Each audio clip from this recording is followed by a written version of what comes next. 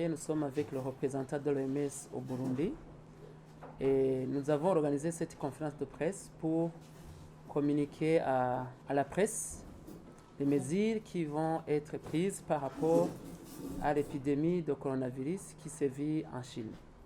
Comme vous l'avez entendu, le directeur général de l'OMS a lancé un communiqué comme quoi l'épidémie de coronavirus qui sévit en Chine est prise comme une urgence mondiale. C'est-à-dire que tous les pays membres de l'OMS doivent prendre des mesures pour pouvoir protéger la population tout en préservant la communication entre la République populaire de Chine et les pays membres et aussi tout en préservant le mouvement des populations. Alors ici au Burundi, comme vous le savez, on faisait face à l'épidémie d'Ebola qui sévit en RDC et nous avions mis en place un plan de riposte quitte à ce qu'on puisse protéger la population burundaise par rapport à l'épidémie d'Ebola, mais aussi garder la communication avec la RDC et laisser le mouvement des populations se faire dans toute tranquillité.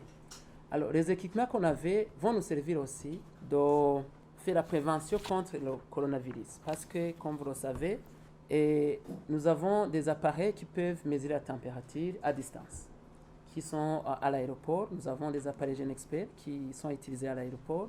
Ces mêmes appareils vont nous aider à faire le screening en rapport avec le coronavirus. Donc nous avons changé la fiche qui était à l'aéroport et nous l'avons enrichi. On a ajouté les signes liés au virus corona.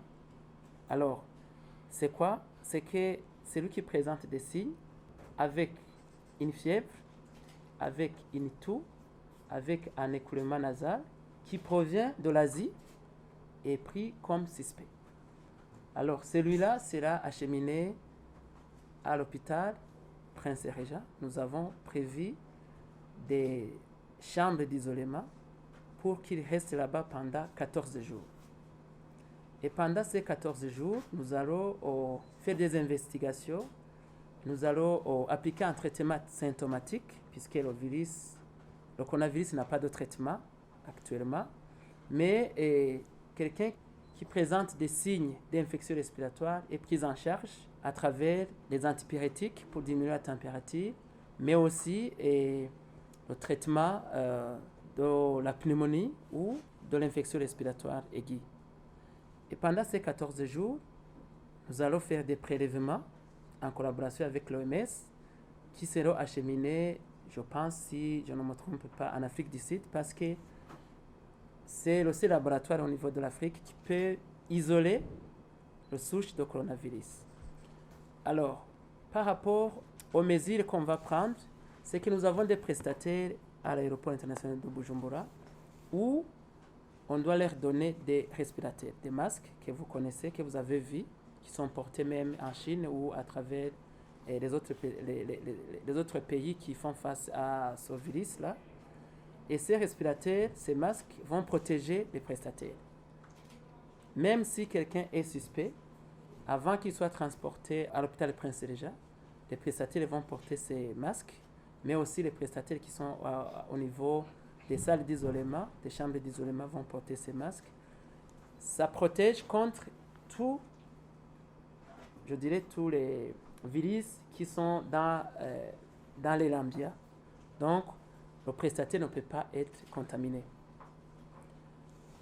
Et par rapport aux voyageurs qui vont en Chine, nous allons travailler en commun accord avec le ministère de la Sécurité publique et l'ambassade de la Chine ici au Burundi.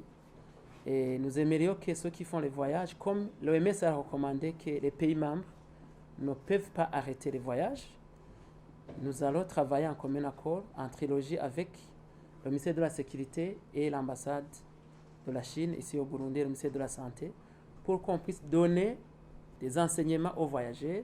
On doit s'assurer que quand ils prennent le voyage vers la Chine, ils ne vont pas dans des villes qui sont interdites.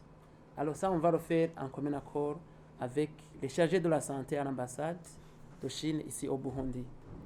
Et par rapport aux Chinois, le Burundi et le gouvernement chinois collaborent étroitement. Nous avons des médecins chinois qui sont ici au Burundi, et spécialement à l'hôpital général de Mhanda. Les Chinois qui sont au niveau de la mission consulaire, chez qui aussi on suspecte qu'ils sont contaminés, seront isolés pendant 14 jours à l'hôpital général de Mhanda où les médecins spécialistes chinois vont les prendre en charge. Donc vous comprenez que le Burundi, avec l'appui de ses partenaires, principalement l'OMS, est prêt pour faire face à cette épidémie. Et comme vous le savez, le Burundi a aussi la chance qu'il n'y ait pas de vols directs qui quittent Bujumbura vers la Chine. Comme nous sommes en train de nous préparer ici au Burundi, c'est la même chose dans nos pays voisins, notamment l'Éthiopie, le Kenya, la Tanzanie et l'Ouganda.